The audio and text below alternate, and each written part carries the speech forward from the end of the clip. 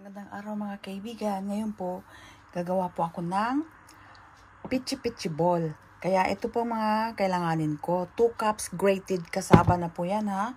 Tsaka 1/4 cup coconut milk, 3/4 cup sugar, at tsaka food color, OB flavor, pandan, green, tsaka yellow lang. Ano lang po ito ha, napakadaling pang merienda.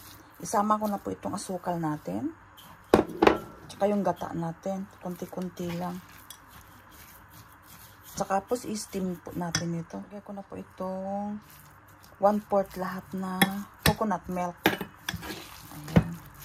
Tapos maglagay pa ako ng salt lang po tayo ha. Salt, a pinch of salt lang po tayo. Mix.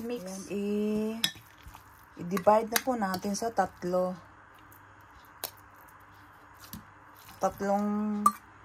kasi tatlong flavor pa tayo eh.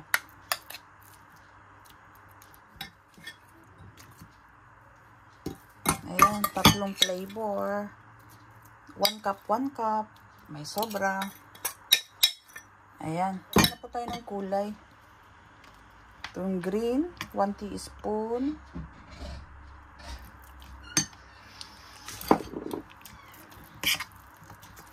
Itong yellow natin. Ayan.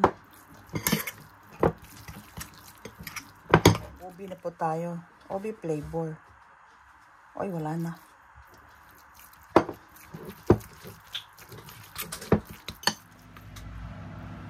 Ganito lang po, guys, ha. Ganito lang siya, oh.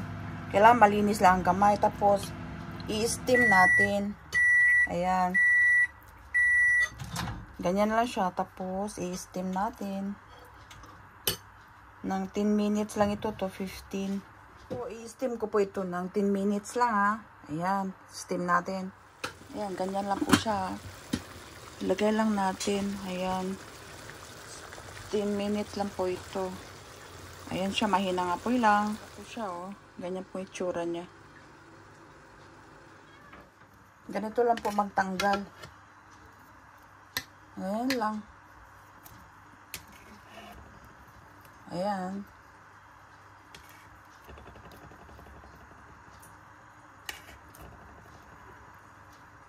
Ganyan lang magtanggal. Ayan na po, malamig na siya. Lagyan ko na po ito ng nyog.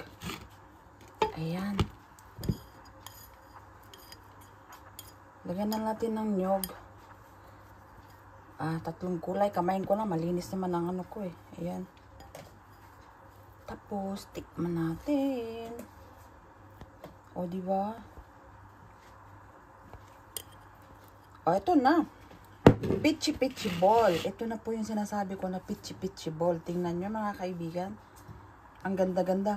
Ngayon, tikman ko po ito ha. Kung tikpan po natin.